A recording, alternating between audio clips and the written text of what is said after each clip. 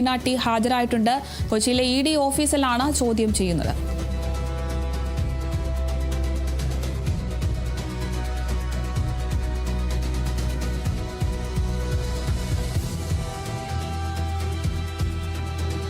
വീണ ഇപ്പോൾ കൊച്ചിയിലെ ഓഫീസിൽ എത്തിച്ചേർന്നിട്ടുണ്ട്. പ്രതിപക്ഷ നേതാവ് പിണറായി വിജയന്റെ മകൾ വീണ ഇപ്പോൾ ചോദ്യം ചെയ്യലിന് ഹാജരായിരിക്കുന്നു. വിവരങ്ങളുമായി ആന്റണി ജസ്റ്റോർ ചേരുന്നുണ്ട്. ആന്റണി, എന്തായാലും വീണ ചോദ്യം ചെയ്യലിന് ഹാജരായിട്ടുണ്ട്. കൊച്ചിയിലെ ഓഫീസിലാണ് ഹാജരായിട്ടുള്ളത്. ഉടൻ തന്നെ ചോദ്യം ചെയ്യൽ ആരംഭിക്കുമോ? വിശദാംശങ്ങൾ എങ്ങനെയാണ്? തീർച്ചയായും ഇപ്പോൾ അല്പസമയം മുമ്പാണ് വീണ ED ഓഫീസിൽ എത്തിയിരിക്കുന്നത്. അകത്തേക്ക് അവർ ഇപ്പോൾ കടന്നിട്ടുണ്ട്. ഏതാണ്ട് 10:30 എത്തിയത്. നേരത്തെ 10 മണിയോടുകൂടി എത്തുമെന്നാണ് അറിഞ്ഞിരുന്നത്. ഏതായാലും ഇപ്പോൾ തൊട്ടടുത്ത നിമിഷത്തിലാണ് വീണ എത്തിയിരിക്കുന്നത്. ഒപ്പം മുഹമ്മദ് റിയാസ് കൂടി, മുൻ മന്ത്രിയും വീണയുടെ ഭർത്താവുമായ മുഹമ്മദ് റിയാസ് കൂടിയുണ്ട്. അദ്ദേഹം കാറിൽ നിന്ന് ഇറങ്ങിയില്ല. ഇപ്പോൾ വീണ ED ഓഫീസിനകത്തേക്ക് പോയിട്ടുണ്ട്. ഏതായാലും നിർണായകമായ ഒരു ചോദ്യം ചെയ്യൽ തന്നെയാണ് CMRL എക്സാലോജിക് സാമ്പത്തിക ഇടപാട് കേസുമായി ബന്ധപ്പെട്ട് ED ഓഫീസിൽ ഇപ്പോൾ നടക്കാൻ വേണ്ടി പോകുന്നത് എന്നുള്ളത് തന്നെയാണ്. പ്രത്യേകിച്ച് ഈ CMRL കമ്പനിയുടെ പ്രതിനിധികളെല്ലാം ഇന്നലെ ചോദ്യം ചെയ്തിരുന്നു. എക്സാലോജിക്കിന്റെ ഉടമ മുൻ മുഖ്യമന്ത്രിയുടെ ഇപ്പോഴത്തെ പ്രതിപക്ഷ നേതാവ് പിണറായി വിജയന്റെ മകൾ വീണ ആണ് ഈ എക്സാലോജിക്കിന്റെ ഉടമ. ഏതായാലും ഈ പൈസ എന്ത് ചെയ്തു എന്നുള്ളതിൽ വ്യക്തത വരുത്തുക എന്നുള്ളത് തന്നെയാണ് ഏറ്റവും പ്രധാനപ്പെട്ട ലക്ഷ്യം ഈ ചോദ്യം ചെയ്യലിലൂടെ എന്ന് പറയുന്നത്. 2.78 കോടി രൂപ, അതിൽ 75 ലക്ഷം രൂപയോളം വീണയ്ക്ക് നേരിട്ടാണ് CMRL നൽകിയത്. ഈ പണം എന്തിന് നൽകി? ഈ 2.78 കോടി രൂപ എന്ത് സേവനത്തിനാണ് CMRL എക്സാലോജിക്കിന് നൽകിയത്? സേവനം നൽകാതെയാണോ പണം നൽകിയത് എന്നുള്ളതൊക്കെയാണ്. എന്തായാലും SFIയുടെയും ഒക്കെ അന്വേഷണത്തിൽ ഒരു സേവനവും നൽകാതെയാണ് ഇത്തരത്തിൽ CMRL വീണ യുടെ ഉടമസ്ഥതയിലുള്ള എക്സാലോജിക്കിന് പണം നൽകിയതെന്നുള്ള കണ്ടെത്തൽ ഉണ്ടായിരുന്നു. ഏതായാലും ഇക്കാര്യങ്ങളിലെല്ലാം വ്യക്തത വരുത്തുക തന്നെയാണ് EDയുടെ ഏറ്റവും പ്രധാനപ്പെട്ട കാര്യം. ഏതായാലും ഈ കേസിൽ ആദ്യമായാണ് വീണ ചോദ്യമുനയിലേക്ക് എത്തുന്നത് എന്നുള്ളൊരു പ്രത്യേകത കൂടിയുണ്ട്. നേരത്തെ കഴിഞ്ഞ ദിവസം അവിടെ റെയ്ഡ് നടത്തിയ ഘട്ടത്തിൽ ചില ചോദ്യങ്ങളൊക്കെ വീണയോട് ED ചോദിച്ചിരുന്നു. പക്ഷേ വിശദമായ ഒരു ചോദ്യം ചെയ്യലിലേക്ക് ആ ഘട്ടത്തിൽ ED കടന്നിരുന്നില്ല. മറിച്ച് ആ പ്രാഥമികമായ കാര്യങ്ങൾ മാത്രമാണ് ചോദിച്ചത്. പിന്നീട് അവിടെ നിന്ന് രേഖകളടക്കം ED പിടിച്ചെടുക്കുകയും ചെയ്തു. അതിനുശേഷമാണ് കഴിഞ്ഞ വെള്ളിയാഴ്ച ഹാജരാകാൻ വേണ്ടി ED വീണയ്ക്ക് സമൻസ് അയച്ചത്. പക്ഷേ അന്ന് ആരോഗ്യ കാരണങ്ങൾ ചൂണ്ടിക്കാണിച്ചുകൊണ്ട് വീണ ഈ ചോദ്യം ചെയ്യലിന് ഹാജരാകുന്നതിൽ നിന്ന് ഒഴിവാകുകയാണ് ചെയ്തത്. ഈ കേസുമായി ബന്ധപ്പെട്ടുള്ള രേഖകൾ അഭിഭാഷകൻ മുഖേന നൽകാമെന്ന് വീണ അന്ന് അറിയിച്ചിരുന്നു. പക്ഷേ ED അതിന് പകരം വേറൊരു ദിവസം, അതായത് ഇന്ന് ചോദ്യം ചെയ്യലിന് ഹാജരാകാനുള്ള നിർദ്ദേശം നൽകുകയാണ് ചെയ്തത്. ആദ്യം വീണ വരുമോ എന്നുള്ള കാര്യത്തിൽ ചില സംശയങ്ങൾ ഉണ്ടായിരുന്നു. പക്ഷേ ഇന്ന് രാവിലെ തന്നെ വീണ ചോദ്യം ചെയ്യലിന് ഹാജരാകുമെന്നുള്ള കാര്യം ഉറപ്പായിരുന്നു. ഏതായാലും രാവിലെ തന്നെ തിരുവനന്തപുരത്ത് നിന്ന് വീണ എത്തുകയും ചെയ്തു എന്നുള്ളതാണ്. ഏതായാലും ED നേരത്തെ തന്നെ വീണയെ ചോദ്യം ചെയ്യുന്നതിനായി ഒരു ചോദ്യാവലി തയ്യാറാക്കിയിട്ടുണ്ട്. അതിൽ പ്രധാനമായും ഈ പണം എങ്ങനെ ലഭിച്ചു, എന്ത് സേവനത്തിനാണ് CMRL ഇത്രയും പണം നൽകിയത്, ഈ പണം ഉപയോഗിച്ച് എന്തൊക്കെ കാര്യങ്ങളാണ് ചെയ്തത്, മാത്രമല്ല ഈ CMRLന്റെ മറ്റൊരു കമ്പനിയായ ശശിധരൻ കർത്തയുടെ ഉടമസ്ഥതയിലുള്ള മറ്റൊരു കമ്പനിയായ ECPIL എന്ന കമ്പനിയിൽ നിന്ന് എക്സാലോജിക്കിന് എന്തിനാണ് വായ്പ അനുവദിച്ചത് എന്നുള്ള കാര്യങ്ങളൊക്കെയാണ് ED പ്രധാനമായും ആരായുന്നത്. ഈ പണവുമായി ബന്ധപ്പെട്ടുള്ള കാര്യങ്ങളിൽ വ്യക്തത വരുത്തുക എന്നുള്ളത് തന്നെയാണ് ഈ കേസിലെ ഏറ്റവും പ്രധാനപ്പെട്ട കാര്യമെന്ന് പറയുന്നത്. എന്തിന് ഈ പണം നൽകി, ഏത് തരത്തിലാണ് ഈ പണം ചെലവഴിച്ചത് എന്നുള്ള കാര്യത്തിലൊക്കെ ആണ് ഇപ്പോഴും വ്യക്തതയില്ലാത്തത്. ഏതായാലും SFIO ഈ കേസിൽ കുറ്റപത്രം നേരത്തെ തന്നെ തയ്യാറാക്കിയിട്ടുണ്ട്. ആ കുറ്റപത്രം SFIO സമർപ്പിക്കാനിരിക്കുകയാണ്. അതുമായി ബന്ധപ്പെട്ട നിർണായകമായ 140ഓളം രേഖകൾ SFIO ഈ എക്സാലോജിക് CMRL സാമ്പത്തിക ഇടപാടുകളുമായി ബന്ധപ്പെട്ട് ശേഖരിച്ചിട്ടുണ്ട്. അതെല്ലാം ഈ EDക്ക് കഴിഞ്ഞ ദിവസങ്ങളിൽ ലഭിക്കുകയും ചെയ്തിരുന്നു. ഏതായാലും അതെല്ലാം ED വിശദമായി തന്നെ പരിശോധിച്ചിട്ടുണ്ട്. അതുമാത്രമല്ല, ഇതുമായി ബന്ധപ്പെട്ട ED നടത്തിയ പരിശോധനയിൽ, അത് CMRLന്റെ ഓഫീസുകളിൽ നിന്ന്, അതുപോലെ തന്നെ വീണ ഇപ്പോൾ താമസിക്കുന്ന പിണറായി വിജയന്റെ വീടായ അദ്ദേഹം താമസിക്കുന്ന തിരുവനന്തപുരം ബേക്കറി ജംഗ്ഷനിലെ വീട്ടിൽ നിന്ന് നടത്തിയ പരിശോധനയിൽ ചില ബാങ്ക് രേഖകൾ കണ്ടെത്തിയിട്ടുണ്ട്. മാത്രമല്ല, വീണയുടെ പേരിലുള്ള ലോക്കറുകൾ, CMRLുമായി ബന്ധപ്പെട്ട ലോക്കറുകൾ, അതിൽ നിന്നുള്ള രേഖകൾ അടക്കം ED പരിശോധിച്ചിട്ടുണ്ട്. അങ്ങനെ വിശദമായൊരു പരിശോധനയ്ക്ക് ശേഷമാണ്, പഴുതടച്ചുള്ള ഒരു അന്വേഷണം ED ഈ കേസിൽ നടത്തുന്നുണ്ട്. അതിന് ശേഷമാണ് ചോദ്യം ചെയ്യലിന് സമൻസ് ED നൽകിയത് എന്നുള്ളതാണ് അതിൽ ഏറ്റവും പ്രധാനപ്പെട്ട കാര്യമെന്ന് പറയുന്നത്. അങ്ങനെ ഈ സമൻസ് അതിനുശേഷമാണ് സമൻസ് അയച്ചിട്ടുള്ളത്. മാത്രമല്ല ഇന്ന് വീണ ചോദ്യം ചെയ്യലിന് ഹാജരാകുമ്പോൾ കഴിഞ്ഞ ദിവസങ്ങളിൽ CMRL കമ്പനിയുമായി ബന്ധപ്പെട്ട ആളുകളെയും ED ചോദ്യം ചെയ്തിരുന്നു എന്നുള്ളതും സുപ്രധാനമായ കാര്യമാണ്. അതിലേറ്റവും പ്രധാനപ്പെട്ടത് ഇപ്പോൾ CMRL കമ്പനിയുടെ ചുമതലയുള്ളത് ശശിധരൻ കർത്തയുടെ മകനായ ശരണസ് കർത്തയ്ക്കാണ്. ശരണസ് കർത്തയെ തന്നെ വിശദമായി ED ഇന്നലെ ചോദ്യം ചെയ്തിരുന്നു. അതുപോലെ തന്നെ ശശിധരൻ കർത്തയുടെ ഭാര്യയായ ജയ എസ് കർത്ത ഈ CMRLന്റെ ഡയറക്ടർ ബോർഡ് അംഗമാണ്.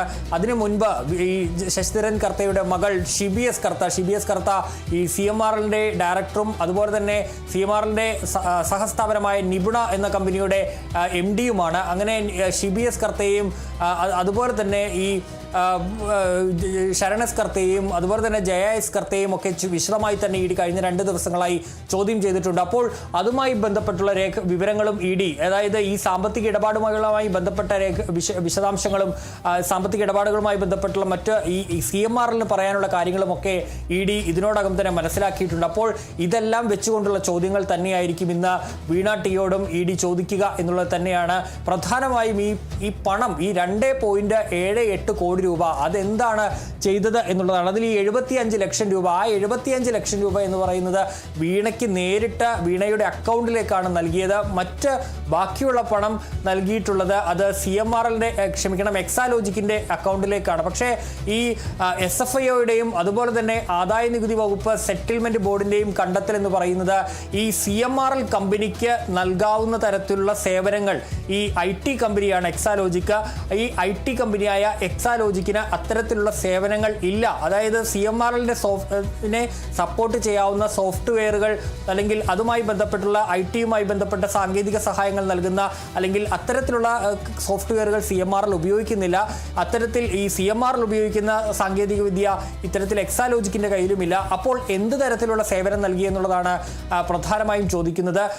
ഏതായാലും അന്ന് വീണ ടിയുടെയും അല്ലെങ്കിൽ അതുമായി ബന്ധപ്പെട്ടവരുടെ ഒക്കെ വിശദീകരണം എന്ന് പറയുന്നത് ഈ IT സപ്പോർട്ട്, അത് CMRLും അത് അവരുടെ രേഖകളിൽ പറയുന്നത് IT സപ്പോർട്ടിന് വേണ്ടിയാണ് ഈ എക്സാലോജിക്കുമായി കരാറിൽ ഏർപ്പെട്ടതും അവർക്ക് പണം നൽകിയതും എന്നുള്ളതാണ്. പക്ഷേ അത്തരമൊരു സേവനം നൽകുന്നില്ല, അല്ലെങ്കിൽ ആ ഒരു സേവനം അവിടെ നൽകിയിട്ടില്ല.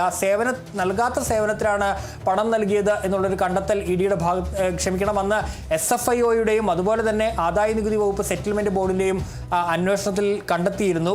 ഏതായാലും അക്കാര്യങ്ങളിൽ കൂടുതൽ വ്യക്തത EDക്കും ആവശ്യമാണ്. EDയുടെ പക്കൽ SFIO അന്വേഷണത്തിന്റെ രേഖകളെല്ലാം ഇതുമായി ബന്ധപ്പെട്ടുള്ള രേഖകളെല്ലാം തന്നെ ഉണ്ട്. ഏതായാലും നിലവിൽ ഇതൊരു സുപ്രധാനമായ നീക്കം തന്നെയാണ്. നമുക്കറിയാം EDക്ക് ഈ കേസിൽ ഏതാണ്ട് 1 വർഷത്തോളം മുന്നോട്ട് പോകാൻ വേണ്ടി കഴിയാത്തൊരു സാഹചര്യം ഉണ്ടായിരുന്നു.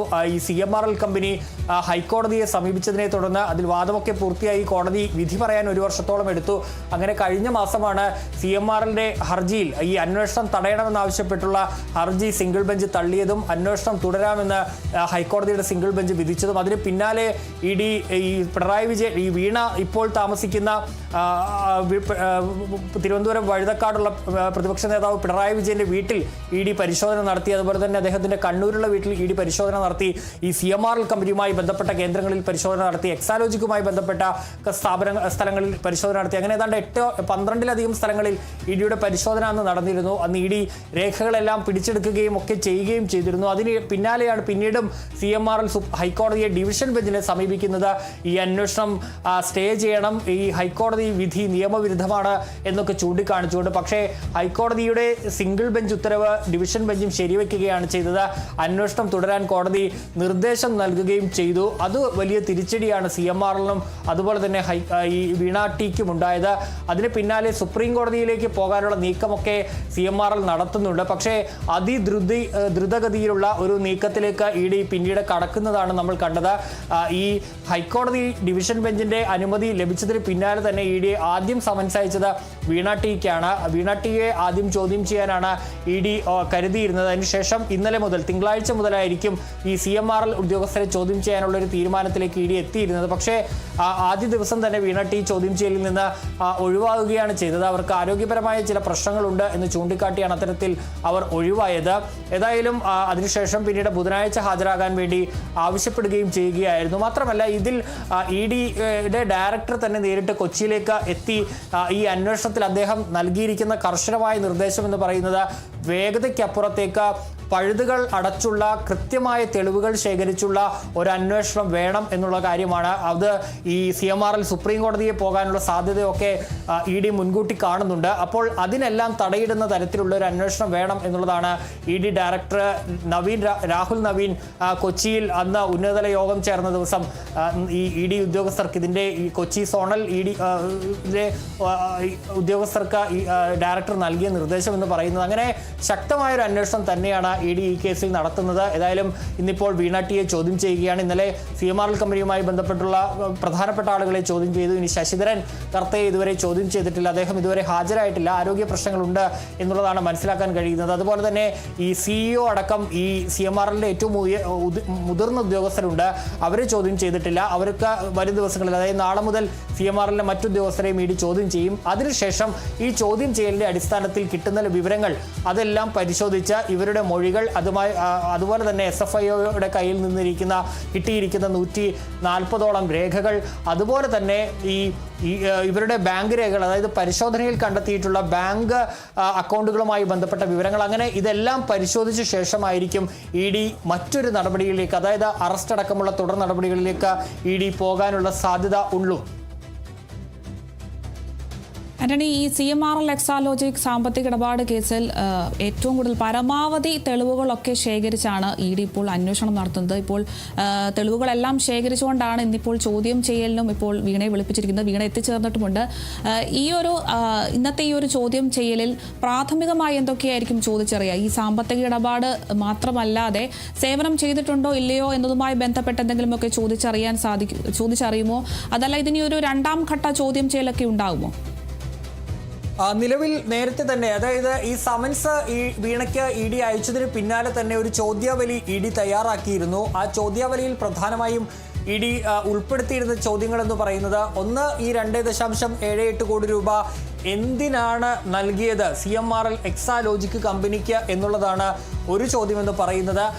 അതുപോലെ തന്നെ ഈ പണം ഉപയോഗിച്ച് എന്താണ് ചെയ്തത്, എങ്ങനെയാണ് ഈ പണം വിനിയോഗിച്ചത് എന്നുള്ള ഒരു ചോദ്യമാണ് രണ്ടാമതായി ED ഉൾപ്പെടുത്തിയിരുന്നത്. മാത്രമല്ല, ഈ CMRL കമ്പനിയുടെ മറ്റൊരു കമ്പനിയായ സഹസ്ഥാപനമായ ENCPIL എന്ന് പറയുന്ന കമ്പനി, ആ കമ്പനിയിൽ നിന്ന് വായ്പ ലഭിച്ചിട്ടുണ്ട് ഈ എക്സാലോജിക്കിന്. ആ വായ്പ എന്തിനാണ്, എങ്ങനെയാണ് ലഭിച്ചത് എന്നുള്ള ചോദ്യമുണ്ട്. അതുപോലെ തന്നെ ഈ എന്ത് സേവനമാണ് നൽകിയിട്ടുള്ളത്, ഇത്തരത്തിൽ ഈ CMRLന് എക്സാലോജിക്ക് എന്ത് സേവനമാണ് നൽകിയിട്ടുള്ളത് എന്നതടക്കമുള്ള കാര്യങ്ങളിൽ വ്യക്തത വരുത്തുക തന്നെയായിരിക്കും EDയുടെ ഏറ്റവും പ്രധാനപ്പെട്ട കാര്യം. ഏതായാലും വിശദമായൊരു ചോദ്യാവലി ഇത് സംബന്ധിച്ച് ED നേരത്തെ തന്നെ തയ്യാറാക്കിയിട്ടുണ്ട്. അതിൻ്റെ അടിസ്ഥാനത്തിലായിരിക്കും ചോദ്യം ചെയ്യൽ നടക്കുക എന്നുള്ളത് തന്നെയാണ് ഏറ്റവും പ്രധാനപ്പെട്ട കാര്യം എന്ന് പറയുന്നത്. അതിപ്പോൾ സൂചിപ്പിച്ചതുപോലെ തന്നെ SFIOയുടെ കയ്യിൽ അവരുടെ കുറ്റപത്രത്തോടൊപ്പം അവർ അറ്റാച്ച് ചെയ്തിരുന്ന ഏതാണ്ട് 140ഓളം രേഖകളുണ്ട്. അത് ഈ CMRL എക്സാലോജിക്ക് സാമ്പത്തിക ഇടപാടുകളുമായി ബന്ധപ്പെട്ട രേഖകളാണ്. അത് പല അന്വേഷണത്തിന്റെ ഭാഗമായി അവർ പിടിച്ചെടുത്തതാണ്. ആ രേഖകൾ EDക്ക് കോടതി, PMLA കോടതി, കലൂർ PMLA കോടതി നൽകാൻ ഉത്തരവിട്ടിരുന്നു. അതിന്റെ അടിസ്ഥാനത്തിൽ SFIO ആ രേഖകൾ നൽകുകയും ചെയ്തിരുന്നു. അതെല്ലാം ED വിശദമായി പരിശോധിച്ചിട്ടുണ്ട്. അങ്ങനെ ഈ കേസുമായി ബന്ധപ്പെട്ടുള്ള തെളിവുകൾ നിലവിൽ EDയുടെ കയ്യിൽ ഉണ്ട്. മാത്രമല്ല, ഇതുമായി ബന്ധപ്പെട്ട ഈ പരിശോധനയിൽ കണ്ടെത്തിയ ബാങ്ക് രേഖകളുടെ വിവരങ്ങളുണ്ട്.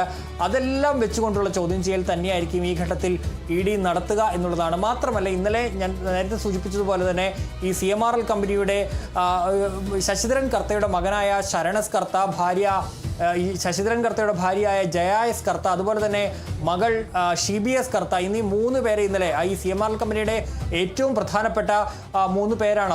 അവരെ 3 പേരെയും വിശദമായി തന്നെ ED ഇന്നലെ ചോദ്യം ചെയ്തിരുന്നു. അപ്പോൾ അവരിൽ നിന്ന് അവരുടെ മൊഴികൾ ED ശേഖരിച്ചിട്ടുണ്ട്.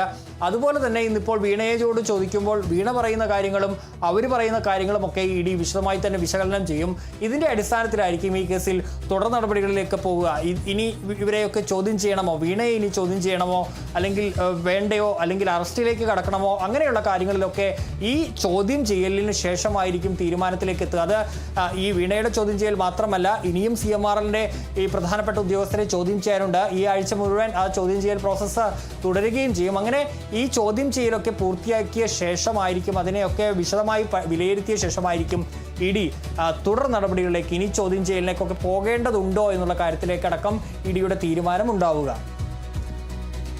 ആന്റണി, നമ്മൾ കണ്ടതാണ് ഇ ഡി ഉദ്യോഗസ്ഥർ ഇത്തരത്തിൽ റെയ്ഡ് നടത്തുന്ന സമയത്ത് വലിയ രീതിയിലുള്ള ഒരു പ്രതിഷേധമൊക്കെ ഉണ്ടായിരുന്നു. പാർട്ടി നേതാക്കളുടെ ഭാഗത്തു നിന്നുമൊക്കെ വലിയ പ്രതിഷേധമാണ് സംസ്ഥാനമൊട്ടാകെ പലയിടങ്ങളിൽ നിന്നും ഉണ്ടായിട്ടുണ്ടായിരുന്നു.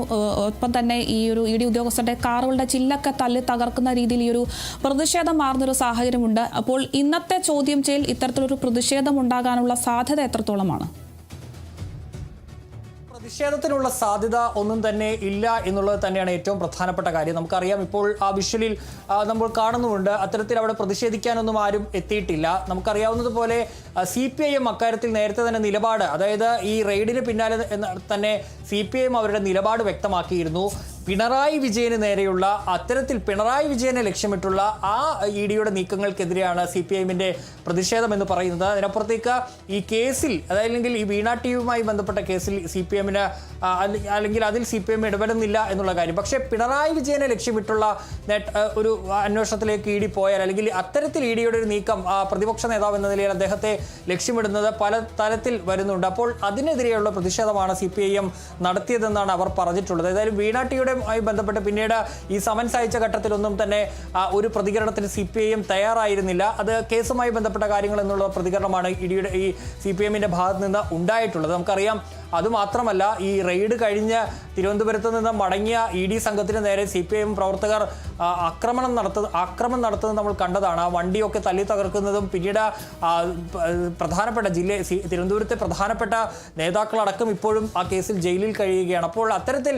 പ്രതിഷേധങ്ങളിലേക്കൊന്നും നിലവിൽ CPIM പോകാനും അവർ ഉദ്ദേശിക്കുന്നുമില്ല. ഇതൊരു കേസിന്റെ നടപടിക്രമം എന്ന നിലയിൽ തന്നെ പോകാനുള്ള സാധ്യതയാണ് നിലവിലുള്ളത്. പക്ഷേ ഇത്തരത്തിൽ ഇ ഡിയുടെ അന്വേഷണം അതൊരു രാഷ്ട്രീയ വേട്ടയാടൽ എന്ന നിലയിലേക്ക് മാറിയാൽ സ്വാഭാവികമായും പ്രതിഷേധത്തിലേക്ക് CPIM പോകും എന്നുള്ള കാര്യവും അവർ വ്യക്തമാക്കിയിട്ടുണ്ട്.